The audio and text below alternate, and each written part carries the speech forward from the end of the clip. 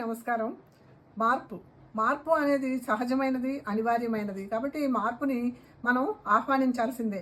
కొంతమంది జీవితంలో వచ్చే చిన్న చిన్న మార్పుల్ని కూడా యాక్సెప్ట్ చేయడానికి ఇష్టపడరు. అలాగా ఎప్పుడూ ఒకేలా గడిచిపోవాలనుకుంటూ ఉంటారు. కానీ ఈరోజు మనం ఇంత సౌకర్యవంతంగా జీవిస్తున్నాము అంటే మన జీవితాల్లో వచ్చిన మార్పులే కారణం. మా అమ్మగారు ఉండేవారు. మార్పు అంటే అస్సలు నచ్చేది కాదు ఆవిడకి. ఏదైనా కొత్త రకం వంటకం చేసినా కూడా రోజు చేసే వాటికి భిన్నంగా ఏదైనా చేసినా అదేదో చేసావు కదా అనేవారు. ఆ పేరు కూడా తెలుసుకోవడానికి ఇష్టపడేవారు కాదు. దాన్ని తినడానికి కూడా పెద్దగా నచ్చేవారు కాదు. అలాంటి ఆవిడ తన 70వ దశకంలో ఈ టెక్నాలజీలో వచ్చిన మార్పులన్నింటినీ కూడా ఆహ్వానించడమే కాకుండా ల్యాప్టాప్ ఎలా ఉపయోగించాలి, టచ్ ఫోన్ తోటే రోజంతా గడిచిపోయేది. ఆవిడ అన్ని రకాలుగాను టచ్ ఫోన్ తోటి ఎంజాయ్ చేసేవారు. కాబట్టి మార్పులో మంచివి ఉంటాయి, చెడువి ఉంటాయి.